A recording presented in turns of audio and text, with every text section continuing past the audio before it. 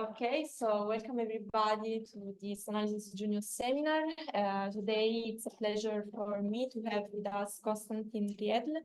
He is a PhD student from the School of Computation, Information and Technology in Munich and Munich Center for Machine Learning.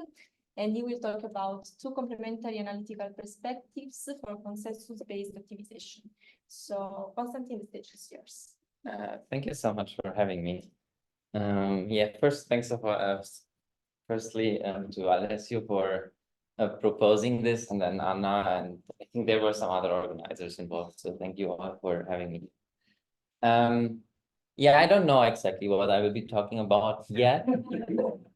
I might change slides at some point. Let's see. So if you have questions, just interrupt if there's something unclear. I have given this talk sometimes. I started forgetting to mention things which are clear to me, but are by no means clear to anybody else than me. And so always interrupt if there is something unclear. There are no stupid questions. So consensus-based optimization will be the main topic, and I'll try to give some different perspectives on it. But let me first try to motivate why using this algorithm and how it works, and then we'll come to the first. So what we want to do is optimizing non-convex functions, which can live in high-dimensional spaces and are typically non-convex and potentially also non-smooth.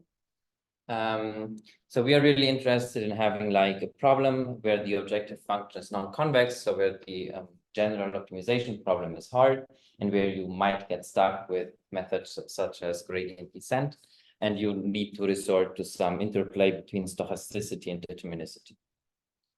And I mean, as you all are very familiar with, for sure, these problems appear throughout machine learning, applied math, engineering, and wherever.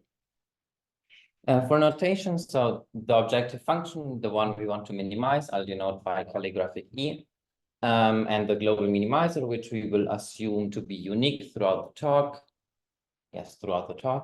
will be denoted by X star. And later on, maybe theta star if I change slide, but I'm okay. So for this kind of problem, as mentioned in machine learning, stochastic gradient descent is widely regarded as being a very efficient technique, because in machine learning, very often you know that the objective functions are very specific and peculiar in the sense that they are made more convex and easier to optimize than they might be a priori if you are just given any non-convex function. In particular, in engineering, though, so-called meta-heuristics are very well known and widely used. And meta-heuristics are methods which do two things, or they mix two things together. On the one hand, they have some local improvement procedures, which could be, for instance, a gradient step. And on the other hand, they have some more global strategies, which are very often coined by stochasticity and some randomness. So to be able to explore the landscape of the function you tend to optimize. And the aim is really to find a global minimizer, in particular, escape from some local optima or saddle points. And you want to have a reliable and provably convergent method there. And for a lot of meta-heuristics like simulated annealing, particle swarm optimization, and a lot of different tools, they are out there, but they very often lack some mathematically rigorous theories behind them.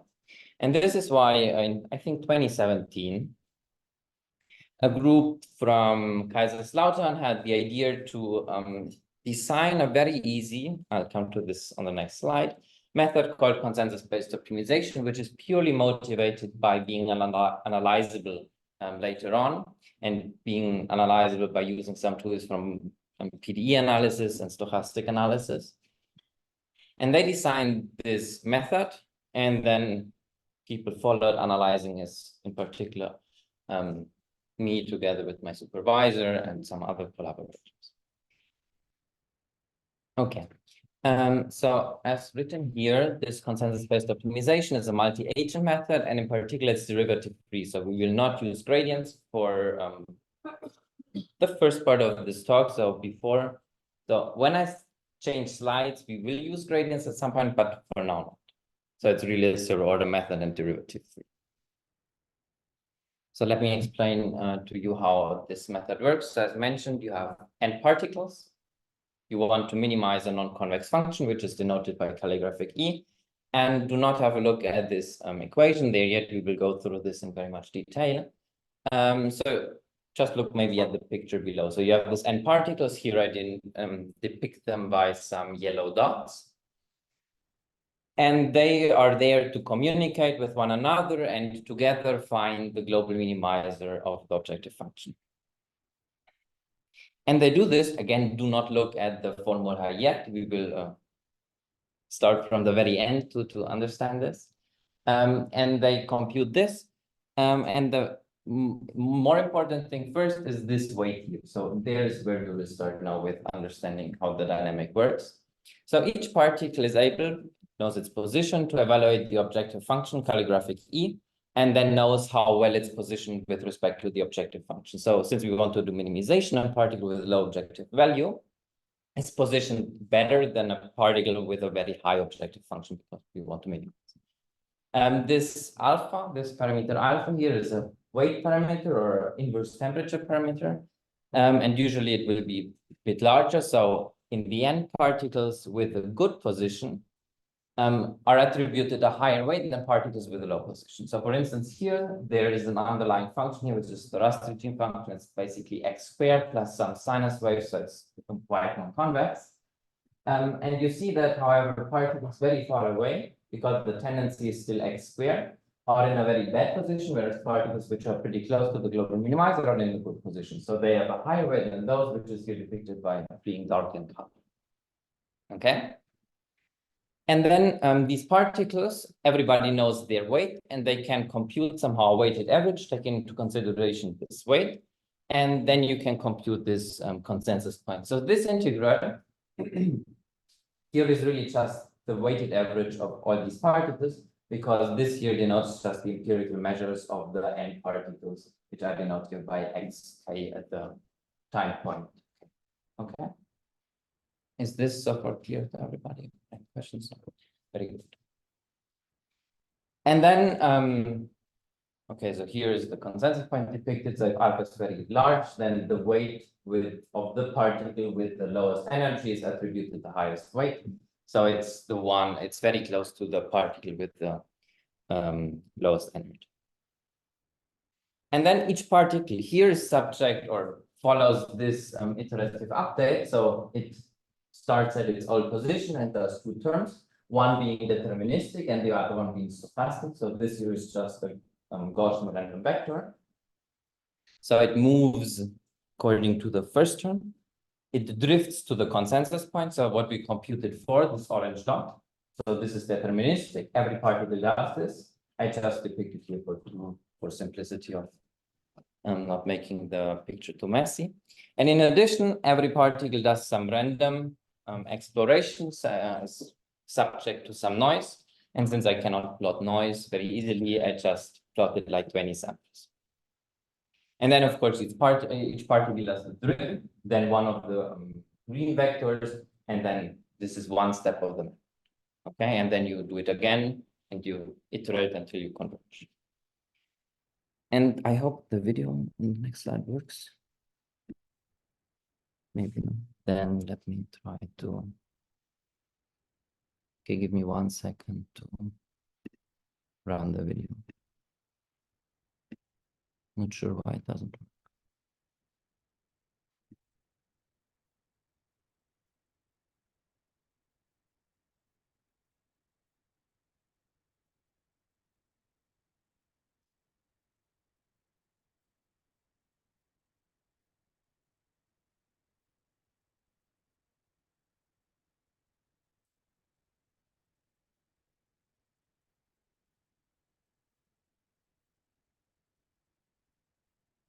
Okay, so I'm showing this video mostly because it shows somehow that the particles seem to move quite randomly around, and it does not seem that the particles are following a very easy trajectory. And later on, when we see more about how we prove that you have convergence, then we see a quite different perspective. And in the end here, they find the global minimizer. I mean, there, I think I took a bit too many particles for this function. I don't know how many, sometime. Okay. Let me get back to the slides here. Okay. Yes, so in the next, I don't know, maybe like 20 minutes, I want to focus on these two perspectives. And if something you want to take away from the talk is maybe have these two pictures in mind and the messages behind them, the more rigorous mathematical insights and the more theoretical stuff you do not need to remember. But this, I think, is a quite nice summary of the talk overall. So let me start with the picture on the left, okay? So this contrasts the video I showed you before. So in the video before, you saw that the particles move very randomly around and they seem not to have like a nice trajectory, which you could easily analyze. So here we did something different. So before you had maybe 20 particles, so not too many, but they were enough to find a global minimizer. But for 20 particles, it's very hard to analyze how the system evolves because the particles depend on each other. They take into consideration all times the position, so they are highly correlated, and then there is noise and stochasticity, so it's a mess to analyze. So what people thought about is, okay, can we first maybe look at an easier problem? Can we first look at the algorithm in a setting where it's analyzable by some nice tools? And this is the so-called mean field perspective. So first you try to understand what happens if you have really a lot of particles, infinitely many particles. Does this make the problem easier in some sense? And it seems yes, because this is what I depict here on the left side. So instead of taking 20 particles, which would be enough for this function for sure, I took like 30,000 particles. So trying to approximate infinity. And then I plotted I fixed 3 particles throughout a couple of different, say 100 runs. These were fixed throughout the runs, and I additionally added at the beginning of the algorithm like 30,000 minus 3 particles, and with them I then ran the algorithm. But for these 3 fixed particles, they start from these 3 positions. I tracked their trajectory and plotted them, okay? And it seems they move more or less on average in a straight line from their initial position to the global minimizer.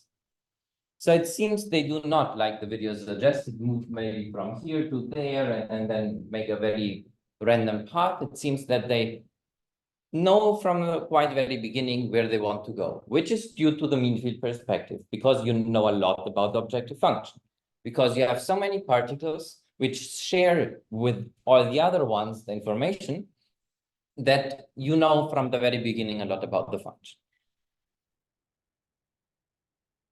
So in this setting, it seems that you can analyze very well. And this, I think, you can somehow say that in the mean field, actually there is missing a sentence or a line here, which I did not manage to put there because then it was tilted. I don't know. So remember the sentence, CBO convexifies any non-convex problem in the mean field limit.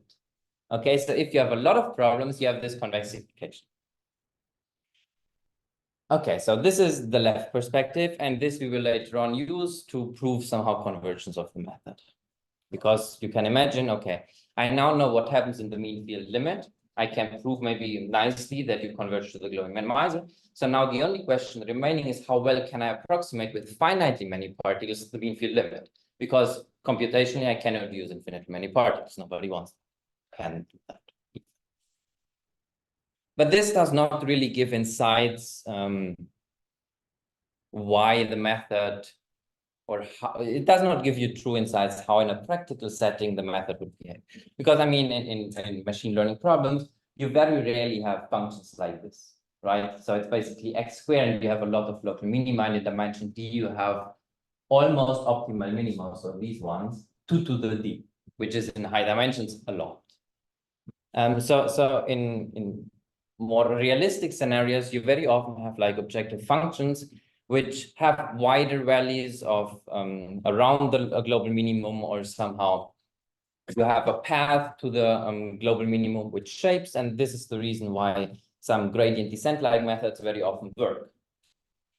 And we were wondering now, if you have a function which I like to call the Grand Canyon function, because it's like a river and a canyon around it. So I hope you can somehow imagine from this contour line plot the function. So it's basically, you have the global minimizer there. I'm here from the initial position, and there is a river flowing like an x to the 3 polynomial to this minimizer. And around this river, there are big values. And maybe here, in addition, we added somehow a local minimum on the path. So it's not that a gradient flow would get stuck.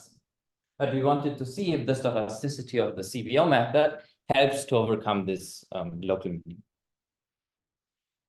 And in the contrary to here, I took much fewer particles, maybe like 20 to 100 or something like that here to plot this. And I did not plot the trajectory of the particle. I plotted the consensus. So this, what was previously denoted by this orange dot. And the color scale is here just blue means it's at the beginning of the method, and orange is it's more towards the end of the method. So it seems that if you initialize here, around here, then this consensus point moves along this river as you somehow expect. Okay? Is this figure clear to everybody? What did I put there as a title or subtitle? Okay.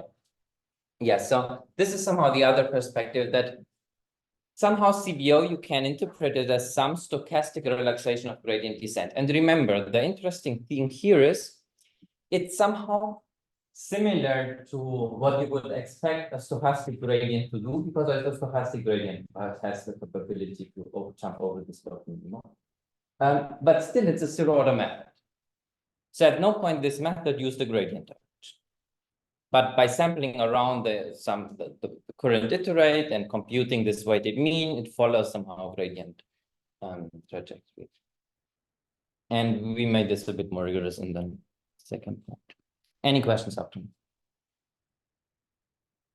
Okay. Then let me make this a bit more rigorous. So let me first come to this one. Okay, I just recall here the dynamic of the algorithm. The only difference is I wrote it as an SDE instead of the time discrete update. And so here you have this n interacting systems, and remember on the left side we wanted to somehow think about the setting where you have a lot of particles and where maybe you can describe the system by something easier than a large interacting particle systems where the particles are highly correlated. If you formally take the particle number here to infinity, imagine what happens. So you have like maybe this group here. You try to find together the global minimum of an objective function, and you move on this objective function around. And maybe I'll assume you are one of the particles and you hear the position from everybody else, okay? And you might hear everybody yelling at you, I'm with this objective value. But if now the whole system stands in the room and tries to optimize the function, you do not hear anybody else. So you do not hear what Anna said, but you hear some average information, right? Because there are just too many people. So it seems that if there are a lot of particles, it's natural to somehow, we might suspect that you can describe your own dynamic by just depending on yourself and somehow the distribution of everybody else, which is basically the distribution of yourself because you are just an average particle. And this somehow this distribution can be captured by a partial differential equation, which has this Fokker-Planck type of form. So basically, you really just say, okay, I ignore the i's, I put here the law of myself, here the law of myself, then you apply it to calculus, and then you get to this PD. So and this PD is not deterministic, so you have a drift term and you have a diffusion term. The diffusion term is the blue one, no, the green one. Yes. And this is the thing we want to analyze, and this correlates somehow to the left image we had. I think I'll skip now over the next theorem. So the next theorem is basically just making the approximation between these two precise, in the sense that it should somehow be like or how well you can approximate the solution here with this like 1 over square root of n. So this is what you can expect from like central limit theorem. Actually, there is some paper where people are not sure if this is, or I'm not sure if this should be -1 or -2. So the approximation should be like n to the minus n to the 1 over square root of n or 1 over n. Seems very difficult for them. But as long as there is no dimension involved in this, it's okay. I mean, if this would be n, so if you make a very naive estimate about how well empirical measure is in Wasserstein distance close to 1, the law of 1 of the particles, you would get something like n to the minus e half, or minus t squared here. And this would be really bad, right? Because then if you're in high dimension, you are really screwed. So. But here it's n to the 1 half.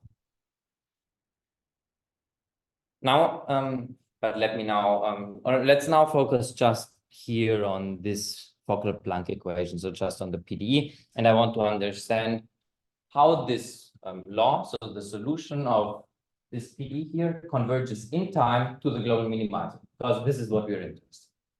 And this shall make rigorous the left picture from before. So just a couple of assumptions on the objective function. As mentioned before, we need to have one unique global minimizer. Otherwise, I mean, how should you define where you go? And you need this sort of tractability assumption, which is, I would say, quite natural. So the first one, we call it inverse continuity condition, and it's basically saying that around the global minimizer, okay, you want to be able to infer from the objective value you have how close you are to the global minimizer. Okay, so if you evaluate the objective function, you want to translate this somehow to how close you are to the global minimizer. And if this is somehow bad, just these constants are very bad. So a lot of functions, if you do not have the case of two global minimizers, satisfy this assumption.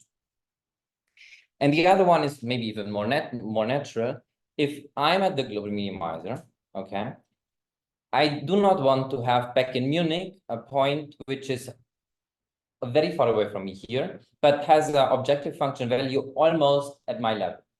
Because then if particles would be stuck over there, there is no way, if do you not have like really infinitely many, that you will detect somehow here the value of the global. And under these assumptions, we can show that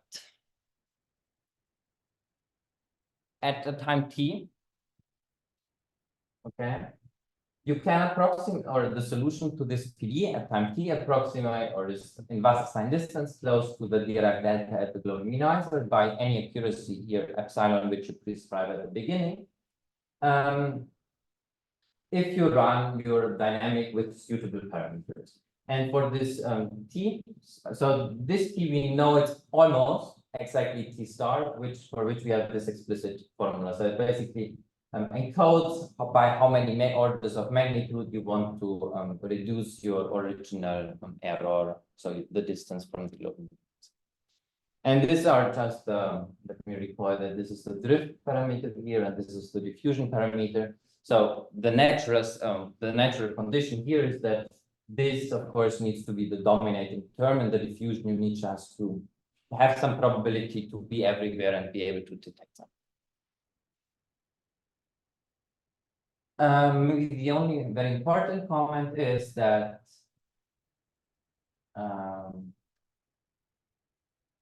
so this encodes some of these parameters here encode somehow information about the function, and they in particular enter in this weight alpha, so this inverse temperature of the consensus point computation. And if they are bad, then alpha needs to be chosen large. Why is this important to mention? For this, I need to go back. Sorry. Because alpha enters in this approximation in this constant exponentially. Okay, so if alpha is very, very large, you need a lot of particles. So if your function is very bad, alpha is very large, you need a lot of particles. So this is somehow where the hardness of the problem is encoded, I would say. In particular, in the very general case, alpha depends on the dimensionality in some linear way. And then you would have here encoded the curse of dimensionality, because if I would claim here that I can do with this method hard problems polynomially fast, then this should ring bells. That there cannot be any something, there has to be something wrong. But this is encoded in this constant here. Any questions up to now? Okay, good. The next theorem I think I'll also skip, because this is basically just putting the two things together. So this approximation of the PDE to the global minimizer in time, together with how well I can approximate the PDE with finitely many particles. And then in essence, you basically have that with some high probability, which is high if you run your algorithm long enough, if you have sufficiently many particles, and if you discretize your SE well enough, you can get as close as you want to the global minimizer. If you just take the average or take the consensus point, this would, I think, one could also prove that this holds for the consensus. Okay.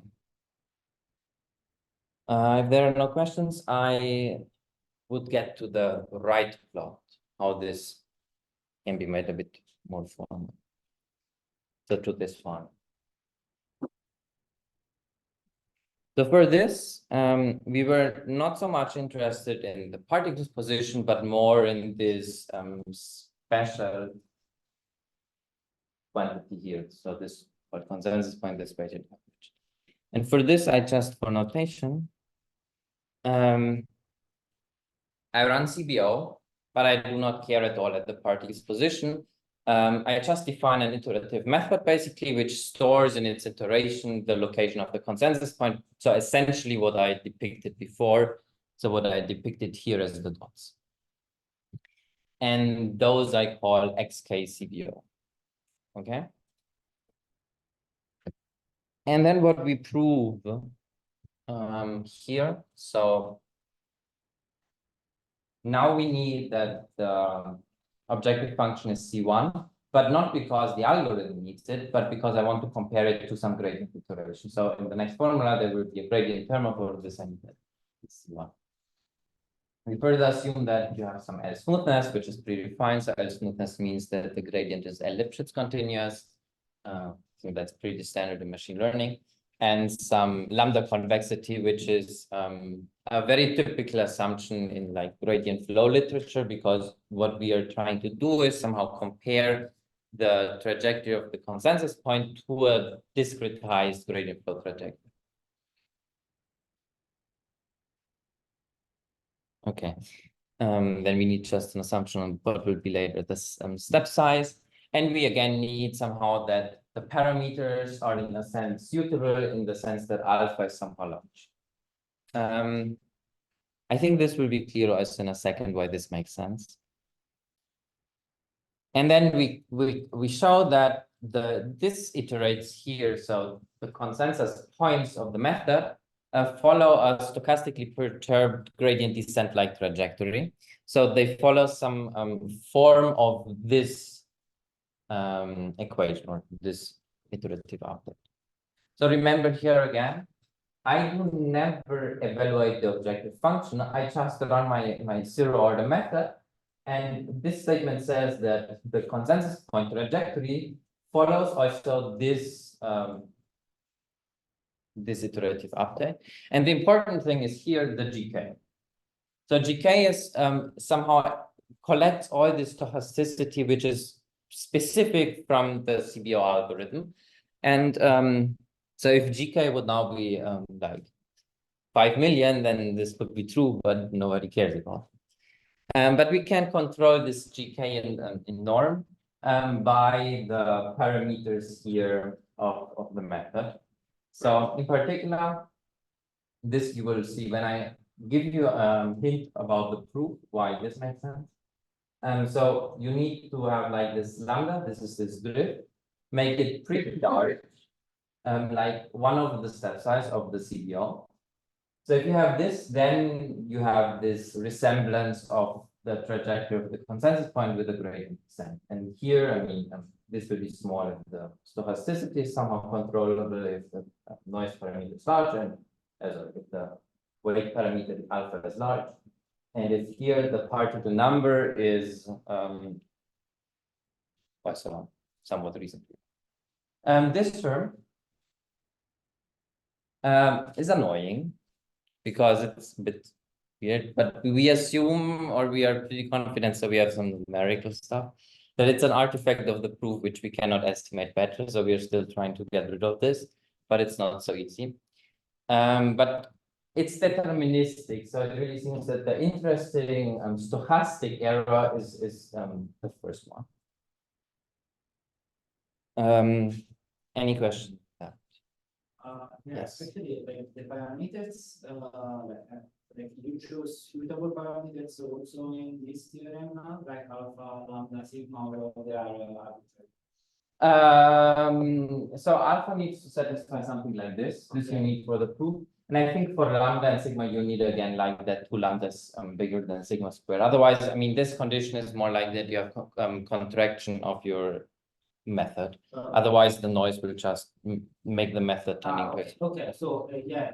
So I was wondering, does this sigma reflects then in practice how you have to set the balance between like the main term and the diffusion term in the stochasticity? Can you repeat? So the sigma is the scaling of the diffusion. Yeah, exactly. And you need that the drift term is the dominant. So this needs to be somewhat smaller. Okay. And because it's your Brownian motion and because of the calculus, this is always the squared one which you compare to this. So the lambda compares like 2 lambda to this sigma. Okay, and like what I was saying is that did you notice like a correspondence between the theoretical setting of sigma? Yes, so if you set sigma too large, then the method will also in practice explode. So, but You can somehow gave you some receipt like how regarding how to set sigma. Yeah, so in numerics usually you really want to satisfy this 2 lambda being bigger than sigma squared. Okay. There are some, so usually you would also like to set sigma as large as possible because you then further the exploration. So there are some ideas. So if you set sigma here to be larger than what you would be allowed by what comes from the theory, you can somehow mitigate this by cutting off here. So introducing here basically a cutoff. You say this, you take here the minimum, the maximum between this and some constant, and then you can get another relation which lets you get rid of this condition. But usually you really need this 2 lambda being bigger than sigma squared. Okay, any other questions? Okay. I just want to give you an intuition why this makes sense. I don't know if following my slides for this is a good one, but let me check. Okay, yeah, maybe. So from this slide to the next one, I just hide somehow this in a sigma I of k minus 1. So this is a bit annoying. I want to really focus on the drift.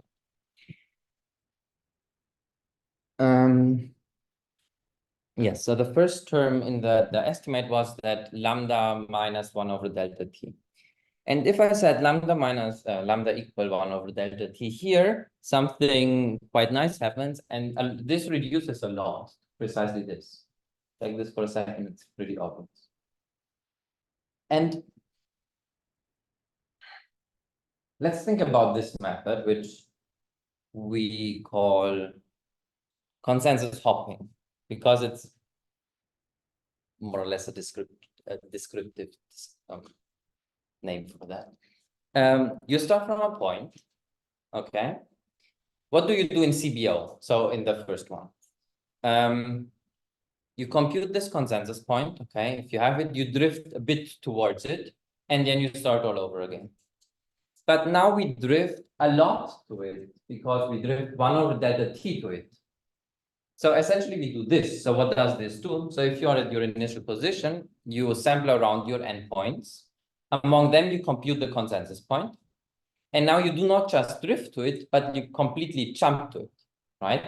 Because your drift is so large that all particles are then at this, or essentially at this new position. So the scheme basically does, you start from a point, you sample around yourself and points, you compute the consensus point, you throw away all the points, and you just pick the consensus point as your new position, you sample again around, compute consensus point, and continue.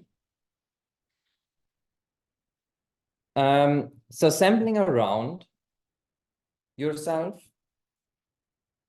Okay, so this is just a reformulation. Yeah, and this is what we call consensus hopping. And if you want to write it down, it looks like this. Okay. Instead of sampling around, this consensus hopping samples a lot around and just basically takes an integral. It samples basically infinitely many particles. Yes. Sampling around yourself with a normal distribution means that at your current point, very close to you, there will be a lot of points, and very far away, there will be fewer points, right? This is somewhat similar to saying it the other way around and saying, I penalize if a particle would be too far away. So I allow particles to be close, and I penalize particles to be far away. So one can expect that somehow these two schemes might not be too far away. So let's have a look here where there is this penalization coming. So we still want to minimize our objective function, but we do not want to take two big steps. So I want to minimize E, but also stay close to the former iterate. So you can define a scheme which basically is this here, and you solve at every time so this penalize this relax problem. And what we do in the theory, but this I will skip, we show that these two are close and you can control them. Let me check on the slides where I want to go. Yes. Yeah, so this I will skip why these two are close. Okay, but I still want you to see how here the gradient comes into the game, which is very simple because it's very well known in gradient flow theory. But let's have a look at this. So about the iterates, about these iterates here, so they are the arguments of this penalized problem. So they satisfy an optimality condition. So if this is the solution to this, the gradient of this here is 0. Okay, and you heard gradient of this. So gradient of this is the gradient, there's the gradient of E coming to the game. And the optimality condition, then you can check this very easily, just satisfies this, right? Because you take the gradient, set it to 0, you have here the gradient at the point where you evaluated it. The old one is coming from here. This will be the new iterate, and then if you reformulate, you get this gradient like update. Okay. Any questions? So I have like 2 minutes left, right? Okay. No, then I stay on these slides. That's fine. Then I don't switch slides. That's okay. Yeah, and then so I'll just go very quickly through the more formal things. So we were interested in the CPO, right? But we know somehow now here how the gradient comes in. So you first try what you want to get. So this is what we would like to get. This will be on GK. And these 3 terms you can then estimate. In here we will use the Lipschitz or the L smoothness of E, the Lipschitz continuity of the gradient. Here you can estimate, or we estimate this in the paper, and this one we estimate, and then you arrive somehow at the bound for GK. Yeah, and this is just controlling this error transfer there. We will not go through. And I think I'm okay. Thank you so much.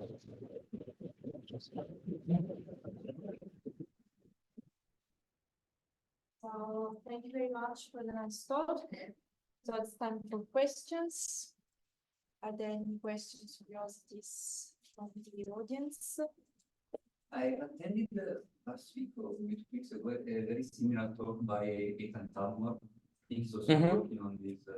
Yeah, so they do something a bit different. Yeah. So they have basically, they call it, I think, form-based gradient descent. Yes. So what they have essentially is that they have also like here particles moving around the domain, but each particle does a gradient iteration. And in addition, they somehow always kill the worst position particles. We don't kill our particles. And they also said these killer, they carry the mass. I mean, each particle. Yeah, exactly. If you kill a particle, you need to. It's kind of like Yeah, I think it's not exactly the same. So I think Ethan is still we are on the recording, yes, actually. So I think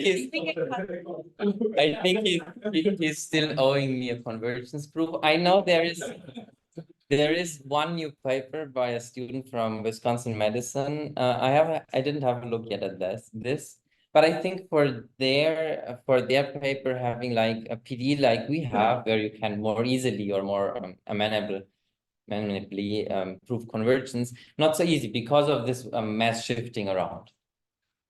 But it was nice the idea that they had of this mass shifting around, because this was also part in the takes part in the diffusion process, because they let the particles which are more far away from the minimum yeah, so basically this is encoded. Yeah, so this is basically encoded in our method. Maybe I should have mentioned this in the beginning. By this term here, right? So particles which are very far away from the consensus point explore the domain more than particles which are close. Yeah, as I said at the very beginning, I start very often forgetting to mention things because it was also here in this plot, right? So particles which are close to the consensus point explore less, whereas particles very far away explore. Very interesting talks, thanks a lot. A few curiosities. So regarding the first part, so you mentioned you passed from the discrete SDs to the continuous one, if you want to the big now. And probably is then related to the second part, but could you also look only, not really at all the particles, because you are doing a mean over all the particles you have, but only on neighboring one. Let's say if you want to compute the way in which let's say the cloud on the left move, then you can just watch it. Let's say look at the end closest one to that particle which are going to drift essentially in the right direction, and then instead the others do. So that's a very beautiful idea indeed. And there is something called polarized consensus-based optimization, where you essentially very much employ this maybe in a slightly different form, but you could, I think, reformulate this as well, where you around every particle additionally weight particles according to how far away, and just putting another particle there. And this allows clusters to emerge. And then if your objective function has multiple global minimizers, they pass to different ones. I think my supervisor with Lukan Sung from KAUST, they have a very recent paper on a mean field perspective, where they then rigorously prove for this polarized one that you also can really show that you converge to multiple global minimizers. So like in a sense, you are essentially avoiding to assume the fact that you have the two points are like far away. Yes, then you would maybe find them. I mean, if they're not exactly, you could find them in practical. Yeah, it's called polarized consensus-based optimization. It's by Leon Bunger, Tim Reut, and somebody else from Nürnberg, formally. So then another one was related more on the, let's say, on the optimal the T star time that you for which you reach the convergence. Here. Yeah, exactly. This star. So so in fact, so you say that this relation between the relation between lambda and sigma is essentially coming from the E to the other side, because exactly. Because as soon as you have as you fix lambda equal to sigma squared, then of course you will never going to reach the. No, then you do not have exponential. Yeah, exactly. Because you mean that the drift term. It's exactly coming from the balance between the drift and the diffusion. Yes. Diffusion of the And just last thing, so instead probably a bit more related to what David was saying, like this concept of mass, like so since in the second part instead you related this with the SGD. Yes. So do you also have a concept of momentum in this case? Yeah, I think there are papers adding here, or let's keep here to this also some momentum term. Okay. Actually. Maybe a bit related, like, yeah. So the more well-known particle swarm optimization method, which motivated this thing, is like a second order version, not with respect to any gradient, but I mean, this is a first order ST, right? Let me go maybe back. I don't know where the formula is here. So this is a first order ST, and particle swarm optimization, if you write it somehow nicely, you can write it as a system of two equations, where basically this here would be your velocity, which is updated like this. So it has like, so this would be TV, but this is, this would be still the position, okay? And then you would have here additional some momentum or some friction term for the velocity. And then of course here you have like dx being dv dt, vdt, right? So just the normal update of position. And this I think is like a momentum version of CBO. I have some numerics, but I will not find them now. But when you also add momentum, then in a sense you're adding another source of drift. Yes. Now, like So a single drift in your, yes. So if I would try with this second order version, this particle swarm, to recreate this plot, and I give them, for instance, an initial velocity in this direction, the lines would not be straight, but they would behave like this. Okay. Yeah. Right. That's without in a sense. Yeah. I have not, or I don't have a final answer which one is better, because for PSO you need to store more parameters because you have velocity. But the advantage is, of course, if you drift like this, it might take a bit longer, but you see more, so you're less likely to miss maybe something which could be behind. Of course, in the mean field limit you don't care, but in the finite particle limit this could be. I want to be the annoying guy from the audience and ask you a very wise question. So, like, do you have did you work on this to find some methodistic that would be an alternative to the traditional optimizers? And if it is, what are the pros and the drawbacks, like computationally speaking, Okay, so then I would answer to review 2. Just kidding. No, so the real motivation, so people, I mean, this group from Kaiserslautern, they really saw like particle swarm optimization, where these n particles are coming from, and some version of simulated annealing, where this way of weighting here the consensus point is coming from, because in the plane particle swarm optimization, you always drift from your n particles to the one with the lowest energy. But then in your mean field description, this particle is special, right? Then you do not have this indistinguishability among all particles, and you could not do your mean field argument. So you need to have like an external point, which is where you drift to. And so the method was really motivated somehow by being analyzable. And the people who started with this and are the ones, as I think my background is more PD analysis and maybe stochastic analysis than really plain optimization. So I think it's really more for having a method to analyze. It works pretty well, I would say, for like non-convex problems. I would not employ it like in a machine learning setting, because you waste your gradient information, right? So if you have a cheap gradient available, use the gradient. Yeah. And I think people, at least from the particle swarm optimization community, also like to cite the papers, which say that there is some global convergence of PSO, but I don't know how closely they look. So at least when I read their papers, I don't understand.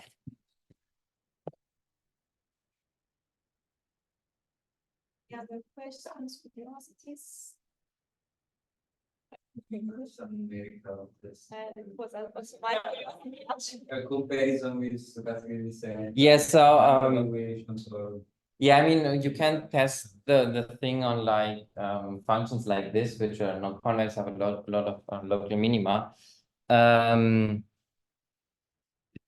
Let me, oh God. then I can just give you some error estimates, but we have some, I mean, some simple MNIST. Is this paper? Yeah.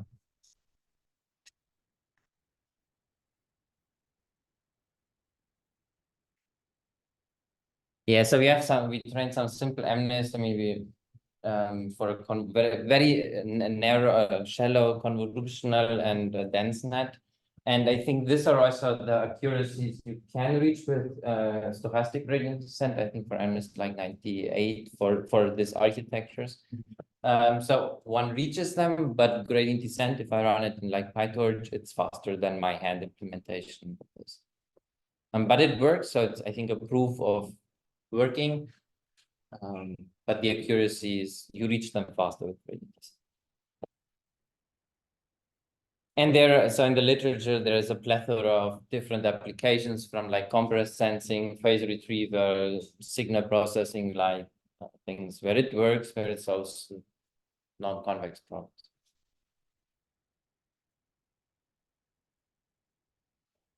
So if there are no other questions, I think we can stop here. So let's thank again Konstantin for the Thanks for having me, and thanks for organizing.